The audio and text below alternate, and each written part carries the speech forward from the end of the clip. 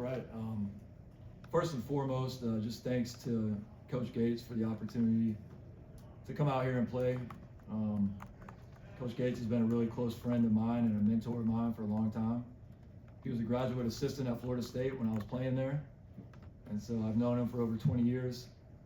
And he's doing an unbelievable job here in Missouri and building this program. And he's somebody that we try to take a lot from his program. 3 of my assistant coaches right now have come from the Missouri staff.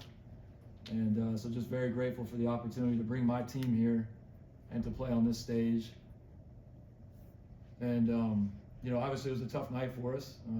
It was a 10-point game at half. I was proud of my guys. We were kind of hanging in there for a while. And obviously in the second half, it got away from us. Their physicality and size kind of overwhelmed us. 60 points in the paint to our 2. That's going to be tough to overcome. They got to the foul line a whole bunch. And they had a good game plan against our zone. They kind of knew how to attack our zone, where the openings were. And so credit to them. But just really grateful for the opportunity to come here and play these guys on this stage, to bring my guys here. And I appreciate Coach Gates for that.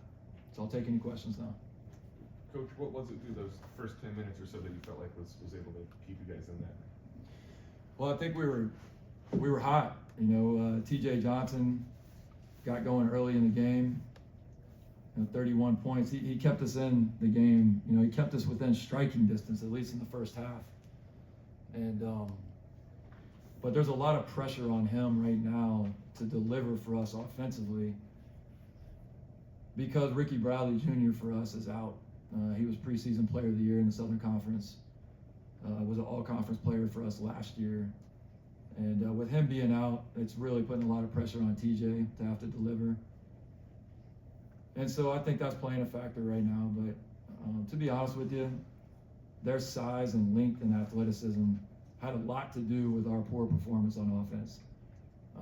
We're not accustomed to playing against size and strength like that. And they took us out of rhythm. And we struggled to get stops within our zone. So credit to Missouri. Coach, was 42 3-point attempts kind of the norm for you guys, or was that something stylistically you saw from Missouri that you thought you could maybe take advantage of there? We shoot a lot of threes. 42 of your 57 field goal attempts is a lot of threes. So I'd be lying to you if I told you that was our game plan coming in. We don't mind shooting a lot of threes. When you're undersized the way that we are, especially against a team like Missouri, you feel like you have to stretch the floor. You're going to have to be hot to have a chance to be in the game late. And, we weren't able to knock down those shots tonight. I mean, credit to them. They close out so quickly. They're able to contest shots with their length. And again, we don't see length and athleticism like this in the Southern Conference every night. And so I think that really bothered us. Coach, you had your top scorer, TJ Johnson, coming in 31 points. He had 32-point game last game. Just now heading into the rest of the season, just how important is it to have kind of a guy like that on your squad? Yeah, TJ Johnson's a horse. He's one of the best kids. This is my 25th year being in college basketball. He's probably the finest young man I've ever had the privilege of coaching. He is off the charts. He's one of our team captains, and he's playing with unbelievable confidence right now. I'm really proud of him for doing that. He realizes that our preseason player of the year is out and that he needs to step up, and he's trying to take that load on right now. Luckily for us, I think he's ready for that role. We'll certainly be happy once Ricky gets back healthy. But for right now, a lot of our scoring load and responsibility is going to fall on TJ. So he'll continue to grow. He'll continue to play with confidence. And I'm just really proud of TJ. Coach, with Mizzou starting center Sean Phillips out tonight, what did you see from the Tigers' other forwards on the court? Well, it seemed like with him being out, they just put another 7-footer out there. And Missouri is absolutely massive. Going through the handshake line, I'm just looking up at everybody, and I'd be one of the bigger guys on our team. So again, their size just overwhelmed us tonight. we had 10 assists and 17 turnovers, which is uncharacteristic for us, but it was more of what they did to us and their ability to, with their length, to get deflections, to be in passing lanes. We weren't able to get any clean looks off of our sets tonight. They forced us to get to the second part of our offense, and we didn't do a very good job of handling that.